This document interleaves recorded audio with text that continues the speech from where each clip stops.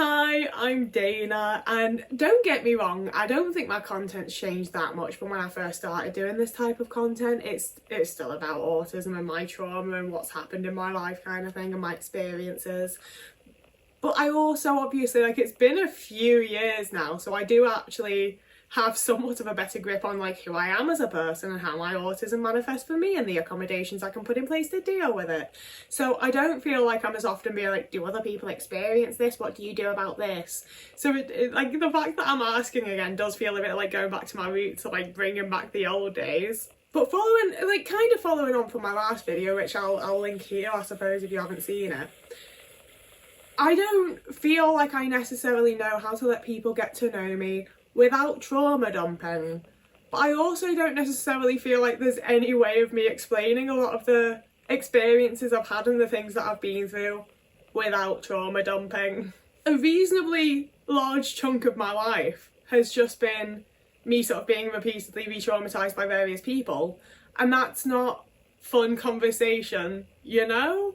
And if it's not specifically by people, it's just the situations I've ended up in the way that my life is, has been quite traumatising and difficult, and I've struggled with it. And it's not fun conversation, but it also is stuff that I feel like people need to know in order to really actually know me.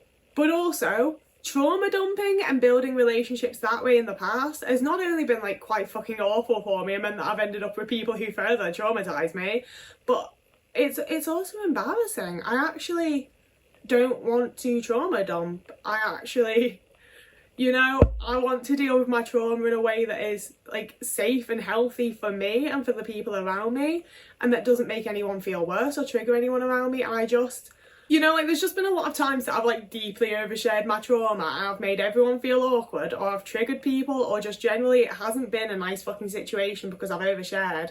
And I don't want to do that. It's embarrassing. Most times that I've trauma dumped on people and overshared about my history, I've been really embarrassed by it. So now that I'm at a point in my life where I only have new people that don't really know me, I don't want to embarrass myself around them. I don't want to repeat patterns that I've noticed and been oh, I don't like this about myself. I don't like this about the way I interact with people. I don't like this about the way I communicate. I want to break those patterns and find new ways of doing those things. And I have a really good chance to build healthy friendships and get to know people and do it all in a very healthy way that I'm actually putting thought into and processing what I feel about the friendships. And I feel like I'm doing a really immensely good job of that, and I'm finding really cool people to befriend. And there's lots and lots of ways I feel like it's going really, really well. But there's also a big level of which there's no good time to drop into conversation that both my parents are dead. But it also feels quite immensely awkward for me when everyone's talking about their families and stuff, and I just have nothing to say, and I feel like I should be contributing to the conversation. I'm I'd love to be having a chat with everyone. The only things that I have to say about this topic that is being talked about are traumatic things. They're things that weren't nice. They're things that as much as I might look back and find them funny, someone hearing them for the first time is probably going to be oh God, Dana, that's horrible. I'm so sorry. It's not a ha-ha, giggle, little kiki like everyone else is having, So I've had quite a lot of times where it is I'm glad that I didn't open my gob and overshare and trauma dump and make myself feel worse later, because I'd be embarrassed about it and be oh, I wish these people didn't know this thing about me in this way, and I wish I hadn't said this, and I wish I hadn't overshared this. I do think it's a positive for me that I've stopped doing that, that is a pattern that's been broken. I think it's definitely healthier for me to not be doing that. But also, like I said, a vast majority of my life has been me being around quite people that have traumatised me and in quite traumatic situations. So if I don't talk about those things, I just don't have fuck all to say. So if I'm not trauma dumping and letting people know the horrible things that have fucking happened to me, I don't really know what I'm supposed to tell people about myself at this point. I've been here for 7 months now, and I've been putting myself out there and talking to people and meeting people, and like I say, I've been doing a pretty damn fucking good job of it, I think, if I do say so myself. I'm quite proud of myself for it. But there is I found this sort of beginnings of things quite easy, because it's quite nice to be able to tell people like, oh, I've just moved here, I love Yorkshire, I'm really happy to be here, I'm really glad that I moved here, it's been quite a struggle to get to move here and I've achieved that. You know, it's getting to tell people a positive, it's telling them something that I've achieved, it's telling them something that I'm happy about. And then everything else that I've had in my entire fucking life is just sort of fucking horrible. So now that I've gotten past that first point of sort of explaining to new people like, this is why I'm here, this is how I ended up here, fuck am I meant to tell them, you know? And there is a level to which I am, again, doing a fairly good job of it, because like, I have my cat, I have my lovely little oatman that I tell people about, I've got my craft projects going on, I've got my little art groups that I go to. Like, there is a point to which I can tell people just about like why I've ended up in Yorkshire, given like the whole like, oh yeah, I love Yorkshire, I really want to move here and it's a great big achievement for me, I'm very proud of myself. I can tell them that. I can tell them the things that I've been up to since I've moved here, because that's been a lovely positive time that's nice to talk about. It's not letting them get to know me on any deeper level.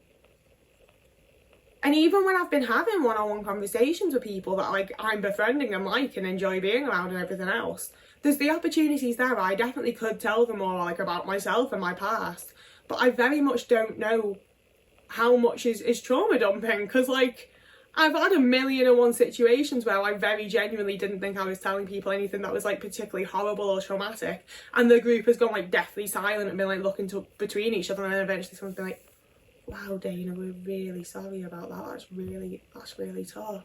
And I'm like, I laughed, like, you see how I told that, like laughing and grinning and joking. I found it funny. I didn't realise we were all going to react like it was this like horrible traumatic thing.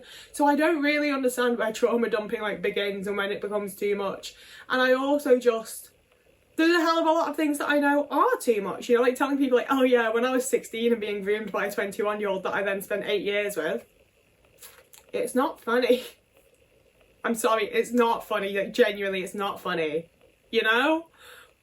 No one's finding it funny. It is trauma dumping at that point, but also it is just a fact of my life, you know, like as much as I can accept that like there is definitely a point to which I am traumatized from it, you know, that's why I'm having to do like loads of like self-healing and working on myself and trying to improve myself and trying to heal my nervous system that's been living in constant chaos. Like, I'm not going to pretend it's all fine and sunshine and rainbows and daisies, but also it is just a fact of my life. It's a thing that I fucking got through and I'm not living in that way anymore, you know? Sure, I've got some healing to do from it, but it's been and done.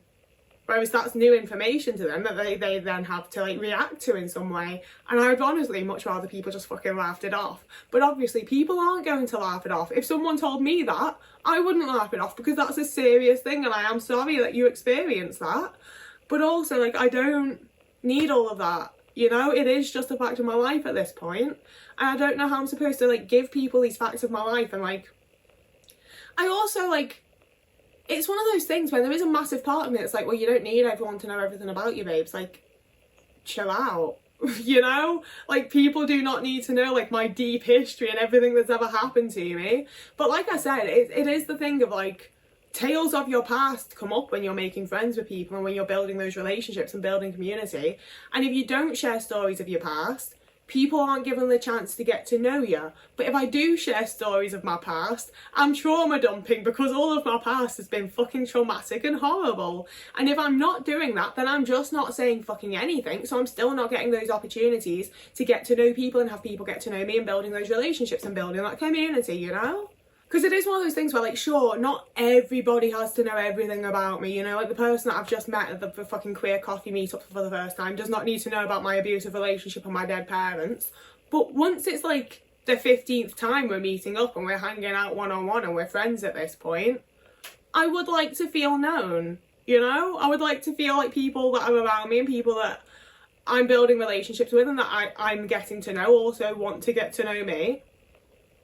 Telling them that stuff is part of getting to know me, because otherwise I'm just not giving any past or history, and it probably seems a bit weird and like I'm trying to like have some sort of air of mystery that I'm not. And like, as much as I'm dealing with it and navigating it, and like I've said many a time in this video so far, I do feel like I'm doing things pretty well and I'm managing things in like definitely the healthiest way I've managed things in my life so far, and I feel really good about the friendships that I'm making. It's still just, it's a concern to me that as they get deeper and as I get to know people better and as I want them to get to know me better, I really need to find a way of telling people horrible traumatic things about myself without them being like horrible and traumatic. But you can't really do that, you know? Like my dad died when I was 18. We're going on to like 11 years now. I still haven't found a good way to tell people I've got a dead dad. People still react weird to it. It doesn't matter how seriously I tell it or how jokey I tell it or whatever fucking mood I try to put into it. Telling someone your dad's dead's fucking hard, you know? I have had the times when I've told someone my dad's dead, and instead of it being awkward, a bit horrid, they're like, oh my god, mine too, and I'm like, yes, they're dads. But you know, for the most part, most people that are my sort of age, their dad isn't dead, so the idea of your dad dying to them is actually pretty fucking horrific and horrible, and they are sorry about that, and it's fair, it's fine, it's whatever. But also, like, it just, am I just re-explaining myself? It feels like it's somewhat of a barrier to letting people get to know me, and to me then in return getting to know them, you know? And it's not, you know, it's not like a 9-foot wall with spikes on the top. It is sort of like one of those little like hurdle things that people run and jump over, but I'm not really much of a runner and I can't really jump very high, so it's still not like the easiest thing in the world, you know? Like, there's definitely a lot of things that are harder, and I'm sure after like practicing it a couple of times I'll manage it, but it is something that I'm having to like put active thought into. And I also, as an autistic person, I feel like I'm so often told that I'm overthinking things when I am actually just putting the necessary appropriate thought into it that my brain and my like processing power within my brain needs to be able to actually do things and actually like put into practice the things that I know and the things that I've learned from life and the things that I've processed. Like, I feel very settled here, and I'm very intending to put like permanent roots down in this area and like sort of be here forever. So it just would be very nice to have like solid friendships and solid relationships and like feel like I have a community of people that know me and that I know. And I do feel like I'm doing really well in these like beginning steps of building that and finding that and all of that. It doesn't make it easy, you know? Like, I've definitely done harder things, and it is actually fun compared to a lot of things, but that doesn't mean that it's suddenly just like this easy, simple thing that doesn't take any thought or effort. But it is something that I think is worth the effort, so I'm willing to put it in. And, you know, like, I definitely think I'm on the way to having like the healthiest and nicest friendships and relationships and community that I've ever had. Like, I do feel like I'm doing the right things and putting the right type of effort in and figuring things out. It's just a bit tricky. So as much as I am saying it in the way of like, oh, I think I'm doing quite well, I'd love opinions. I'd love to know how you go about things like this, how you feel about this type of topic, because obviously a lot of autistic people, a lot of us have been traumatised in one way or another and have a lot of things that we are able to trauma dump about. So I'd just like to hear how other people navigate this type of thing, and how you know, navigate building new relationships with people and letting people get to know things about you and getting to know you without it being in a way that feels unhealthy or like you're just like putting a lot of information on them all at once and that kind of thing. I'd love to hear it in the comments. I won't lie to you, filming this video has actually felt really draining, and I think it's in a positive way maybe. Like, this has really helped me to like process things in my little brain and put together exactly how I'm feeling about it all. But I feel exhausted after this little video.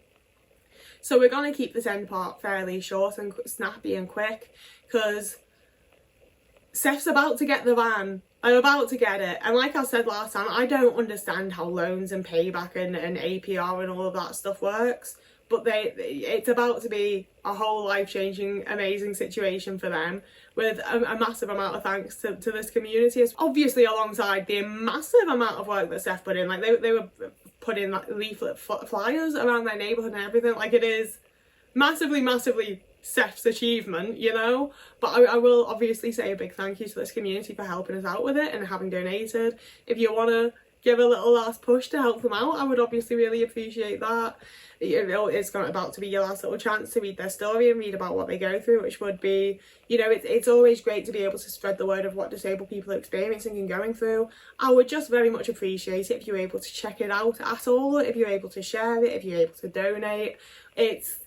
it's about to, like I said, it's about to be a whole life-changing thing for them. I'm so excited to see what they get up to in general, as well as obviously Shan being able to actually properly access healthcare now. It's going to be a whole thing, and I'm really grateful that we've been able to have a little hand in it and help out a little bit. So yeah. And obviously we also then have Arik, who's one of my local friends that I've made recently, and he has a GoFundMe up so that he's able to get top surgery. I've said it every video, we all know how hard it is to get gender affirming healthcare. It's a very, very difficult time, and I would love it if we could pull together and be an ally to the trans community and help him to get it. It would be really cool, it would be really awesome.